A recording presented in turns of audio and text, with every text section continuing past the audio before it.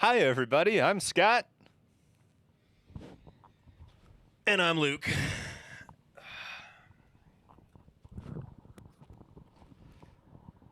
And I'm Jonathan.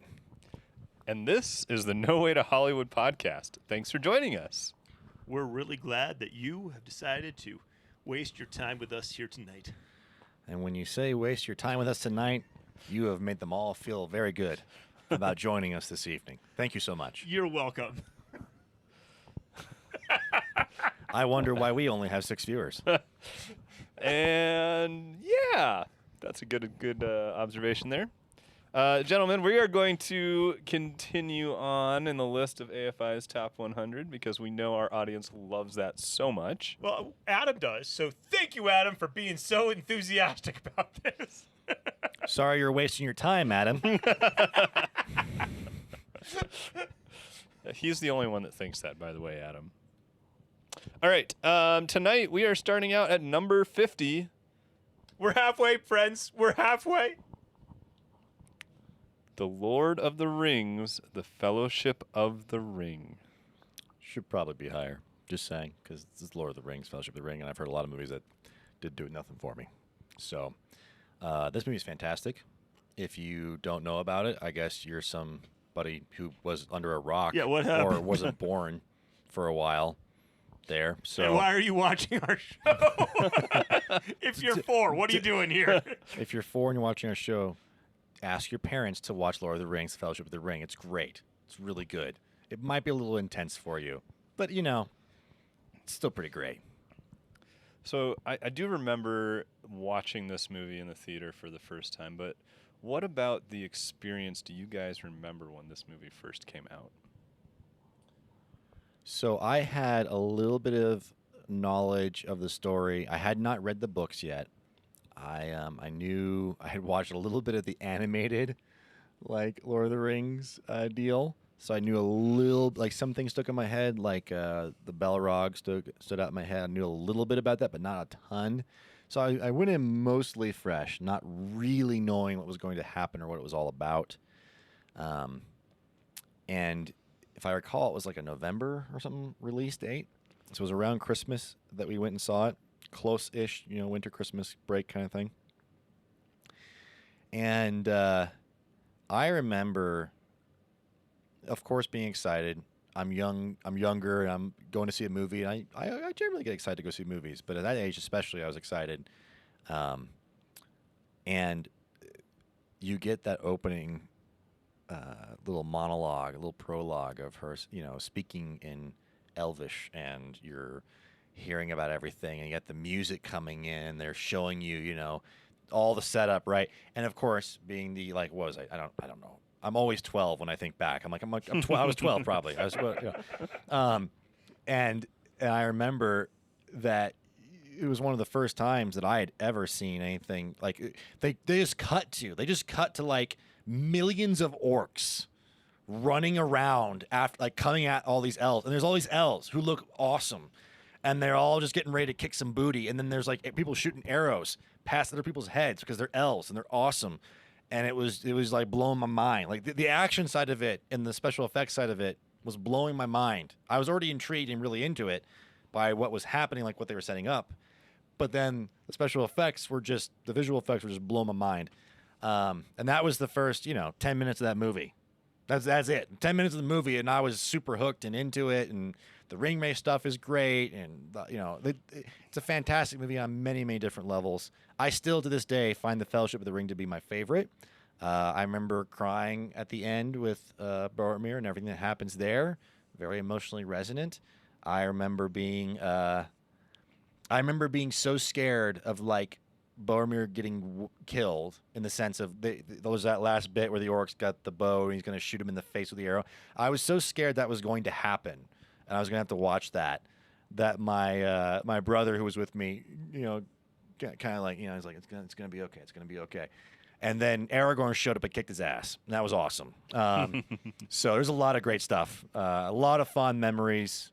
Not just the action, but that's, when 12-year-old me, the action was like, holy crap, it's so cool. There's a cave troll and they killed it. And Legolas went on top and went, and it was awesome. And, that's, all sorts of great stuff. Love that movie for way more reasons, but that's what I remember from the theater experience. Luke? So I had read the first 2 books at some point in my history, and had gone through that. And then, like, this movie's coming out, and, like, my friends in college were like, and I was like, I really don't remember enough to care. Like, I don't, and so they're like, oh, have you been on the OneRing.net? And I was like, what? And, like, there's a trailer, and I've watched the trailer frame by frame. And I'm like, wow. And they're like, and did you know they digitally added Legolas's arrows because he doesn't have it in his hand and then he has it in his hand? I saw that in the trailer from the frame by frame I was going through. And I was like, wow. And they're like, this movie's going to be just amazing. Are you kidding me? And I'm like, okay. So I think part of the problem for me is that, like, everybody was hyped out of their minds. And I was like, okay, I'll go see it. So fun story with that. I had a friend where the nickname I had given her was Galadriel. So I was just like, hey, Galadriel, you want to go with me to see this movie? Galadriel. What? Galadriel. Yeah, okay. There you go. I called her Galadriel. That's how in the know I am. Glacial. Was it glacial? Glacial. No. And so I say, hey, you want to go to this movie? And she's like, I don't know anything about it. I was like, well, it should be pretty cool. And, your namesake's in this, in this thing. And she's like, oh, yeah, okay. And so it was kind of fun because we actually went and saw it, like, and in college, I always went with my friends, like, midnight showing kinds of things because we were in college, and so that's what you do, and it was a great time going with my friends. But then with her, it was like, hey, let's go, like, like 9 a.m. on Saturday. So it was like there were very few people in the theater, and that was actually a lot of fun. Like, it was really cool to just be like, hey, here's my buddy, and we're just going and watching this movie, and so that was kind of fun. I do not remember the specific first time I saw it. Because the special edition is so much better or whatever, like so much more in my mind, and that's what I've watched every time since then. And there's all the behind the scenes on the extended edition discs, and so I know all that stuff. That's way more interesting to me than the first time I saw it in the theater because, again, I feel like it was too hyped for me. Interesting. I do want to just bring up one thing I forgot is that I actually had an audience that clapped. They actually clapped. Not just for the end of the movie, but they actually clapped after Aragorn beheads the orc that kills Boromir at the end of the movie, because the orc, like, it grabs him and pulls him all through, and he's like licking the blades, and Aragorn just finally beheads him, and everyone's like, "Yeah, woo!" Took care of that guy. Well done. And also, the Balrog sequence is amazing, as is most of this movie. Yeah. I mean, I do remember going to see it in the theater with my friends from college, but that's about all I remember about it at that point. I'm trying to remember if I read the book for the first one before or after I saw the movie. Clearly, it had a huge impact. It did, and I mean, but he doesn't remember it, everybody. It's been a while since I've watched the movies. Let's be honest. I should watch them again, and of course, I own all the special editions because they were that good. Good man. Excellent. Anything less, and we'd have a talk. I still think there is a reality for me in the trilogy in general about how much better the books are than the movie, even for me. And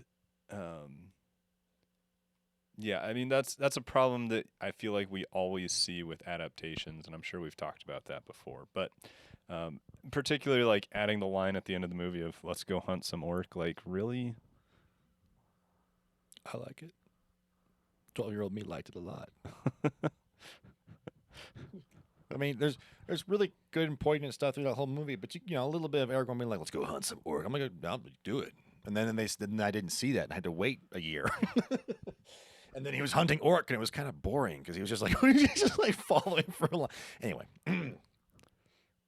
Yeah. So, anyways, there's little things about like that they add to the movies that almost always bother me, and it was no different in this one. But this is still a great movie, still definitely worth being on the top. I think a lot of from a tech side, Luke, I am kind of curious to hear your thoughts on just the advancements that were made and stuff that they were doing, because I know that this was another one of those, like, epic movies where they were really trying to be cutting edge for the time and stuff like that. Yeah, they did some amazing things, but one of the best things that they did is like they were talking about one of the sequences. This isn't in this film, but in future. But like they're talking about one of the sequences where they're going to blow up a tower, and they're like, so we're working with the digital team, and we're trying to figure out how we're going to do this right. And the miniature guy was like, why don't I just build you a tower when we blow the thing up?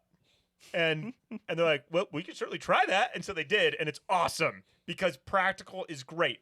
And CG, I just love what the RocketJump people say. Was it RocketJump?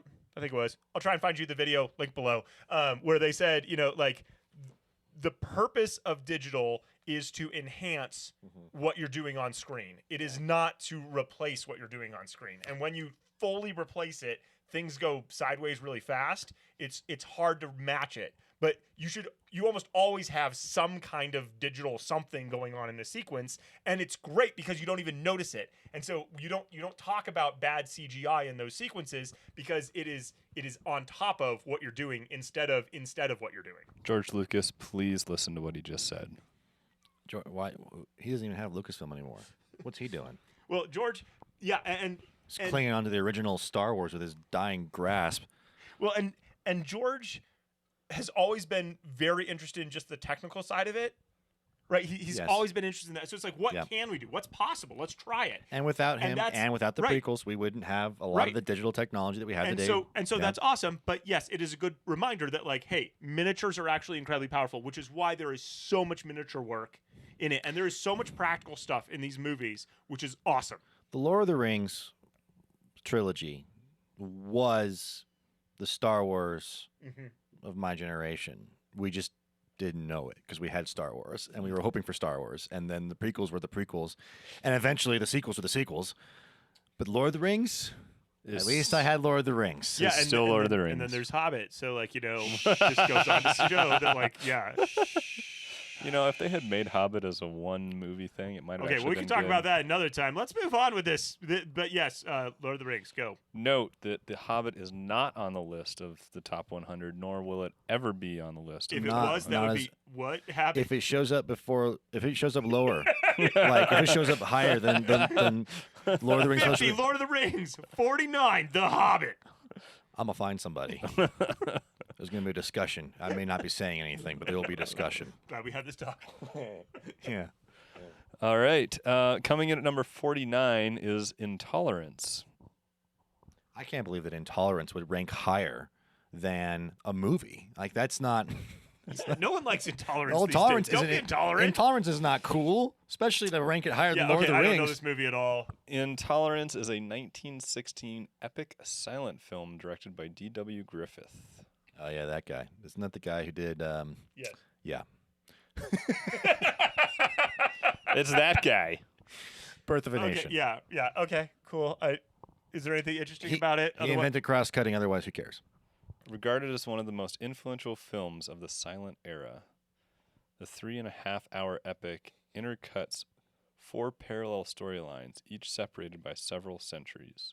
So he's the Christopher Nolan of his day with like, let's just like cross-cut stories. I mean, doing that kind of story. I mean, I think of Cloud Atlas, and like any other story, any other movie, it tries to do the like multiple time periods, and and it all means something together because we're filming. It has an air of pretentiousness that just like it's like you can't. It's like a stink you just can't get off. Cloud Atlas is absolutely pretentious. I'm not saying this movie is Cloud Atlas. This movie is probably really great, and Cloud Atlas is probably trying to learn from it and do what it did. I don't know, but I'm just saying, like, whenever I think about any film, it's like here's like 4 or 5 different characters and stories and different time periods, and it all connects. Especially when it's 3.5 hours long. I'm like, this is just I can't see why this would matter at all. Like I can't. It's got that artsy, pretentious. Why do this to me? Yeah, I've okay. I don't think I've heard of it. Maybe it's been mentioned before in my presence, but like no one ever was like, "Here's why you need to see this movie." I think they're probably all those stories are probably all linked by in some form of intolerance. It's conceivable. Deep. All right, coming in at number 48 is Rear Window. That is a great movie. I haven't seen it. I know we yet. still haven't shown it. I feel like we've talked about this We've talked about it so many times. so many times recently. Great movie, a lot of fun, well put together. really good job at building tension. Like that, it's really great at that, and it's good with like the fact that he's using minimal space and all this kind of stuff. Really good as usual with Hitchcock. Kind of telling you stuff visually. Really good opening sequence, like Oneer to tell you what's going on, to give you that stuff. Lots of good stuff going on, which we should talk about once we've watched the movie with Jonathan. Yes. I'm sorry, everybody. I've seen a section of this film in film school where my female professor said, this section is indicative of the form in cinema known as male gaze, and I never want to see it in your movies. And I was like, okay. And that's what I know about Rear Window. I believe I this mean, is Grace actually. Yeah, I mean, this is a delightful movie. This is a movie I think I actually saw like at a special screening in in Hollywood, in a cemetery. I think it was. Was it like Stephen King night, and then they didn't have any Stephen King movies, and they just No. were like, oh, we got Rear Window, let's throw that on. No, it was definitely one of the. It was one of those like. I mean, there's. It was a movie It was that a you movie. watched. In a cemetery. Which was a very interesting experience because it's the zombies and the yeah. crowd of people that you get, and it's a little bit more of a conversive crowd, even though people are watching it, and the experience is different. And so I guess I bring that up just to say that, one of the experiences I had watching this movie, which was a very fun experience and a very different experience, made it interesting. I feel like it also, because of where we were at in Hollywood, because, even the cemeteries there are surrounded by buildings, kind of even still gave you that feel of even the setting of the movie to a certain extent, which was kind of interesting, rather than being in a dark theater and knowing that you're enclosed by these four walls. Right, giving you a feeling of being in his room surrounded. Yeah, okay, that's interesting. Yeah. So fun experience. I mean, I'm not sure that you're going to be able to find it that way, but however you're able to watch this movie, it might be my favorite Hitchcock film, hands down. It might be hands down. It might be hands down, exactly. Yeah. Oh man. All right, coming in at number 47 is A Streetcar Named Desire. Stella! Okay, I saw the movie. Marlon Brando is a method actor, apparently, and Stella. yeah. Would you say the movie is Stella? No, Okay. That's enough for me. yeah, I don't know. What am I not remembering, Scott, from this movie? Not a lot. I'm not sure that I've even actually seen it. I mean, I know it's based off the play by Tennessee Williams and all that other stuff, and I'm not a huge. I'm not sure why. I'm not a huge Plays Tennessee to Williams films are fan, hard, to be man. honest. They're usually not that good. I don't know. It's kind of like video game movies. Yeah, but that's usually because of a complete misunderstanding of what's Totally. worth I'm just taking. saying that there are different media that are harder to translate to film. Yeah, I don't know. yeah. I mean, I know we talked about it with West Side Story and how that movie felt very much like a stage play. Mm-hmm. Do you remember anything about the movie enough to No. know how it felt like Nope. in terms of that? Nope. Okay. Clearly not as memorable as we'd like it to be. Really good film student right here. Stella. All right, coming in at number 46 is It Happened One Night. This is a 1934, what do they call it? Pre-code American romantic comedy film with elements of screwball comedy, directed and produced by Frank Capra. Nothing. I can't decide if I think that because I haven't seen all these movies, I should go and see them and get an idea of what's going on with American cinema and be more educated, or if not seeing them is somehow valuable to me moving on and being a better filmmaker. I can't decide which one I really believe at this point in time, but It might be interesting today to go, after we have like all these unrated movies and blah, blah, blah, to go back to a pre-Hays Code, comedy and just see what were you doing back then? What was your stuff, right? That might be interesting. ankles, baby. Oh, man. getting them ankles out there. Oh, dang. So this was one of only 3 films to win all 5 major Academy Awards: Best Picture, Best Director, Best Actor, Best Actress, and Best Adapted Screenplay.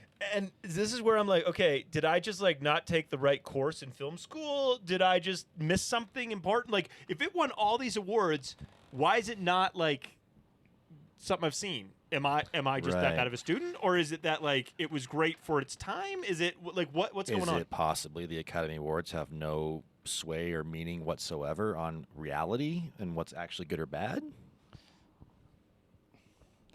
I'm pretty sure that's why we named this podcast what we did. That is one ancillary reason. I didn't know we called it the No Way to the Oscars podcast. Coming in at number 45 is Shane. Shane is a Yeah, I 19 saw that. Shane. Yeah, that's The Western, the Western. Oh. not shame. Shane. I'm thinking. Shane. Never mind. I'm thinking of a totally different movie. You're thinking, yeah, you're 1953 thinking of something else. American Western film from Paramount Pictures, noted for its landscape cinematography. So it was the Revenant of its day. Shane. Okay, I can tell you this because in film school I read about Shane. I never watched Shane. Sorry, everybody. I never We're watched really Shane. good film students. I read about it. Have you read about it? Yeah, whatever. Okay. The whole thing with Shane is it's the Western setup of what an action movie will ultimately be too, where you've got the hero who's a vigilante. Like, the hero shows up. He's from out of town. Shows up, and some problems going on in the town, and he's the only one who's like violent enough to deal with this violent problem. Gets the stuff done.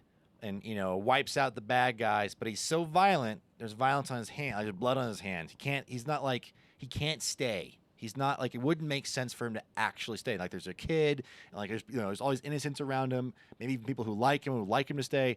But there's this sense that he drifts and he comes in, solves the problem, and then he has to leave. He can't stay there. So it builds the trope. It lays the ground Well, for it's the trope. groundwork. Yeah, it's groundwork. You don't have action movies yet.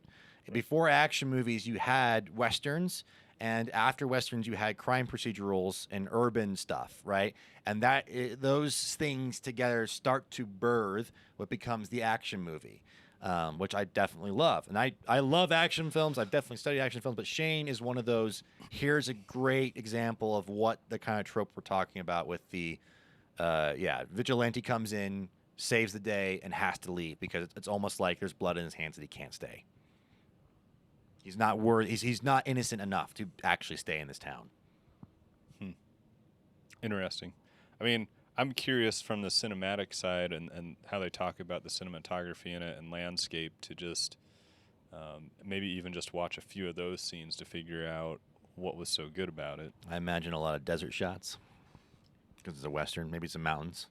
Maybe some mountains. Maybe it would be a good like desktop background. All right. Well, let's move on. Coming in at number 44 is The Philadelphia Story. I think I started watching this, and nothing about it got me to stay. It didn't grab me with its characters. It didn't. Cary Grant and Katharine Hepburn and Jimmy Stewart? That's the wait. Am I thinking of something completely different? So, Yes, so I what am. happens in this one? This is a 1940 American romantic comedy film directed by George Cukor, starring Cary Grant, Katharine Hepburn, and James Stewart. I apologize. All the things I said do not Based apply. on the 1939 Broadway play of the same name. This film is about a socialite whose wedding plans are complicated by the simultaneous arrival of her ex-husband and a tabloid magazine journalist. The socialite character of the play, performed by Hepburn in the film, was inspired by Helen Hope Montgomery Scott, a Philadelphia socialite known for her hijinks, who married a friend of playwright Barry. I don't know. I may have seen it. Not pulling up anything right now. Sounds like another one of these Hollywood making a movie about things I know about, like having your ex-husband and the tabloid writer show up at your wedding that one time when you're getting married again because you're having problems because you're a freaking socialite, because you're freaking Hollywood, and that's the kind of crap you understanding want to go have a comedy or whatever about. Well, the rest of us are like, what? That's not life. So Jonathan will not be watching this movie. I suppose I could. It could be entertaining. I'm just saying. It reeks of Hollywood talking about Hollywood. Even if it's about them being in Philadelphia. It reeks of Hollywood talking about what Hollywood knows about. All right, coming in at number 43 is Midnight Cowboy.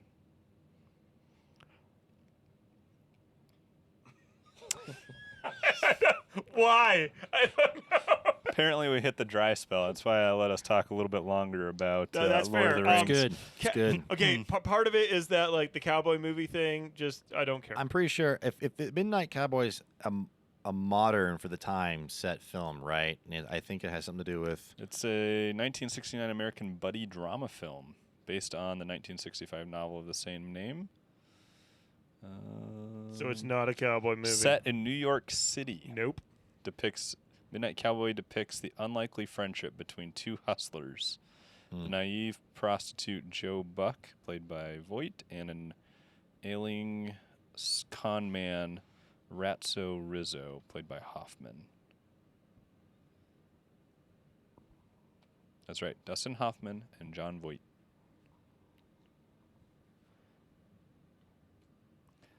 There's nothing that excites you about that. I mean, Luke? probably just watch Shane. You know, don't. I mean, why do? I mean, maybe there's some really entertaining stuff in there. It could be some really funny dialogue or something. It's got Hoffman. And Yeah, it's- I mean I like Hoffman. con man and a male prostitute sit in a bar and chat. Is that the movie? I watch. I don't I know. give it a shot. I give it a scene. I give it a scene. Okay. Luke, you gonna give it a scene? I mean, if somebody wants to sit down and watch it with me, if they're like, "Hey, let's watch this movie," I'll watch it. But like, I'm not. If it showed up on my on Netflix and they're like, "This is number 3 in the U.S. today," I don't think I'd push play. I'd be like, "What's 4?" It sounds like a hard pitch for anything. You know, I don't know that I'd ever be that guy. Hey, come watch this. Let's watch this wa- film. Let's see it. There's a male prostitute and a con man. They're gonna chat in a bar. Maybe we don't actually know what. That's what I'm hearing. All right. Well, let's move on then, gentlemen. Coming in at number 42 is Bonnie and Clyde. I've watched a video essay on this. Isn't this? I never saw that. Isn't this just basically they have the bad guys are heroes, or you're getting the bad guys' shoes? That was new at the time, and they die at the end. Well, it's also from the Spoilers video for essay history. that I that I watched. It also like is the one that brought like the French New Wave style of filmmaking to the U.S. And so it takes Man. like this like different not necessarily sequential editing and not looking for continuity, but instead continuity of idea or feeling and those kinds of things. So like it was a very influential film as far as like pushing the art of filmmaking forward as a tool to convey things. But I watched the video essay and was like, well, I definitely don't need to see the movie now. So I'll go see if I can find that for you and link it below. Yeah. A little spoiler. I mean, you were talking about some of the changes that it made. It had one of the bloodiest death scenes in cinematic history at that time, and was one of the first films to be more open in presenting sex and violence in the film. Well, considering the whole film is about sex and violence, there you go. It's about Bonnie and Clyde. Sex and violence. I mean, it's kind of makes sense since, if I understand correctly, Bonnie and Clyde, in their day, essentially promoted the same things and made them popular in real life. So a movie about them would make complete sense that it would essentially popularize the same things that they were known for. So There you go. Coming in at number 41 is King Kong, which one? 30s, 70s? 1933. Okay. King Kong. All right. So I recently saw a video essay that mentioned the fact that like, hey, this is kind of got some race and slavery overtones in it, whether you intended it to have that or not. I believe I've seen it, probably the whole thing, but it's kind of jumbled up because I've watched other iterations and then also just didn't care, but also it's like culturally iconic. So it's really hard for me to be like, oh yeah, that's what's going on with this one. I mean, when you can use claymation to make some pretty fun things, but then it's also kind of cheesy now because like we don't do claymation anymore, so like it's a different. But like there you go. It's a movie. They did stuff. Okay. Let's just think this. Let's just ask this one. We started out this evening with Lord of the Rings, and now we're at King Kong. Like you're like, I feel like this like this one should be further down, and this one could this be on the AFI 100? Sure, especially compared to all the other ones that I haven't seen. Why not? But like, does it is it really in position 41? And why? Well, I think there's definitely part of this list that as we go through it, I'm realizing is cultural relevance, right? So at the time in 1933, when this movie came out, the impact that it had on society as well as the film industry was probably more significant than what Lord of the Rings had now when it came out. Okay, so we're going for cultural impact as a mechanism for deciding what film should be there. Maybe, yeah, I could probably go there with you. It's interesting because like so many things, why is it here and not somewhere else, right? Like Jaws is, which I'm like, Jaws was a massive impact on film and society. So why is it way above this one? Like I don't know. I don't have a good answer for you on that one either, Luke, but I mean, I get back to this fact that we've remade this film multiple times now. Yeah, but that doesn't mean that we're ever going to do it again. I mean, like they're gonna do it again. They're doing it right now. But you know what they're doing right now?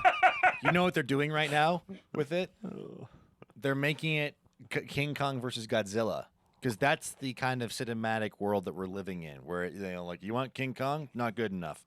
King Kong versus Godzilla, okay, maybe there might be something there. I mean, yeah, you got the newest King Kong movie was actually really interesting in a sort of pop culture way of being a Vietnam War film, even though it's totally just about King Kong in that era. It's what am I trying to say? I'm trying to say the last King Kong, like I went and saw King Kong by Peter Jackson This in is the the theater. one with Jack Black in it. Yes. That was the one with Jack Black in. The Yes. one we're talking about obviously is the 30s version, which I believe is the original, right? And that Yep. makes complete sense. And I've seen bits and pieces of it, but I went and saw Peter Jackson's iteration of it, and that was like 3 hours too long, and it wasn't great.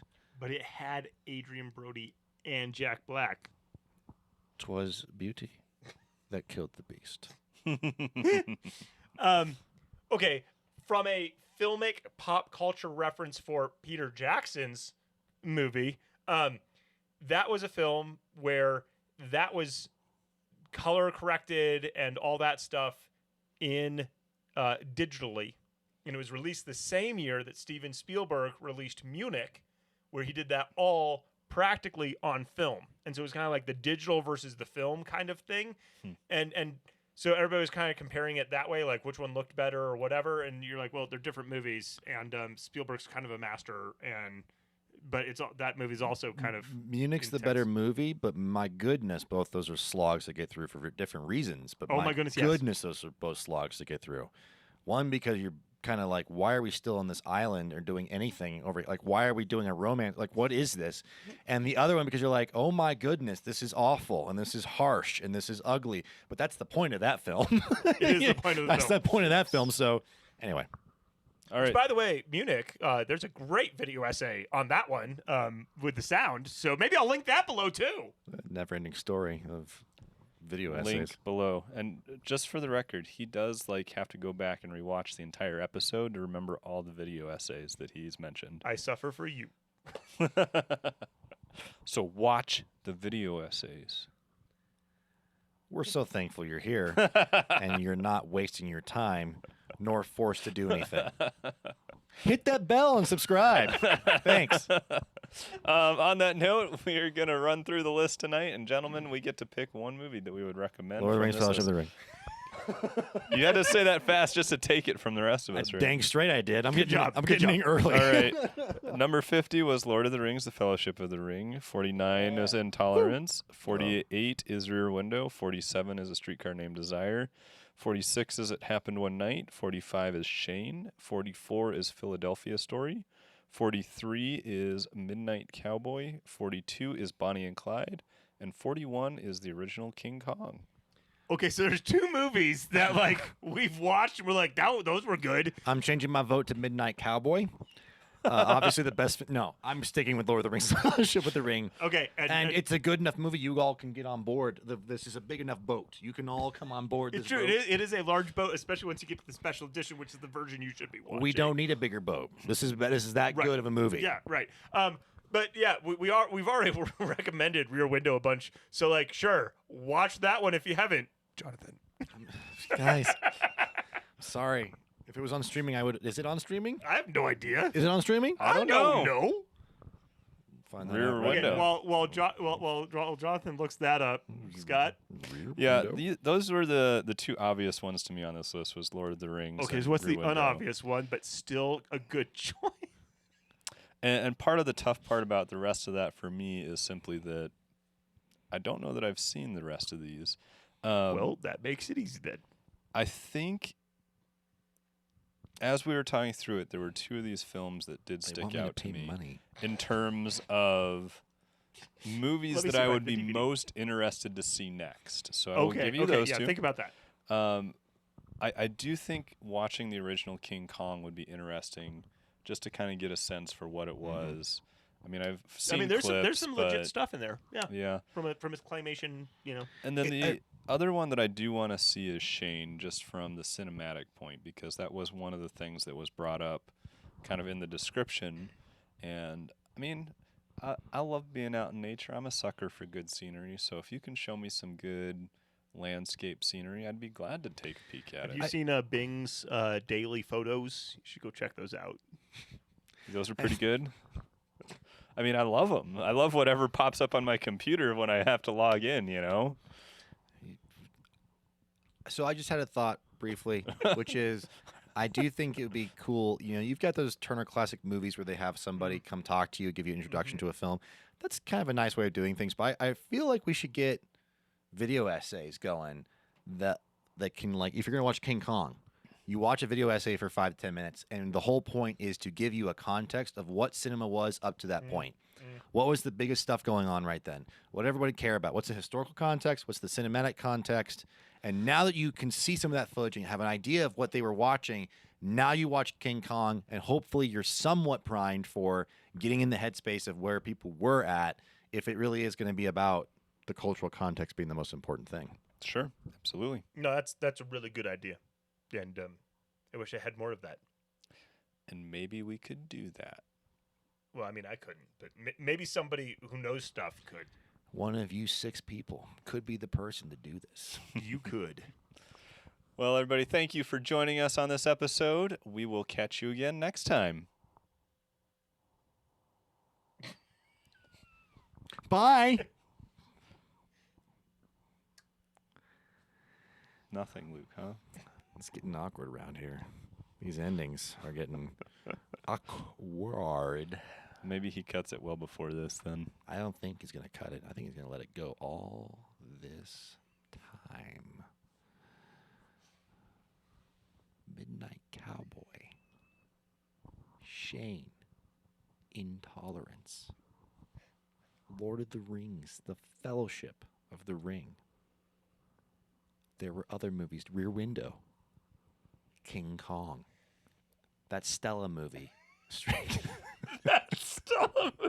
A Streetcar Named Desire. A Streetcar Named Desire.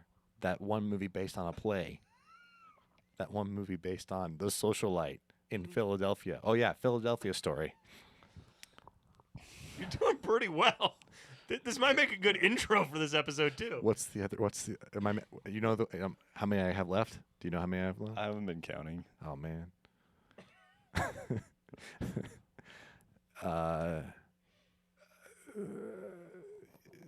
Thanks for joining us, and good night. You're welcome. It was the best part of that episode when Jonathan was. That's kind of sad.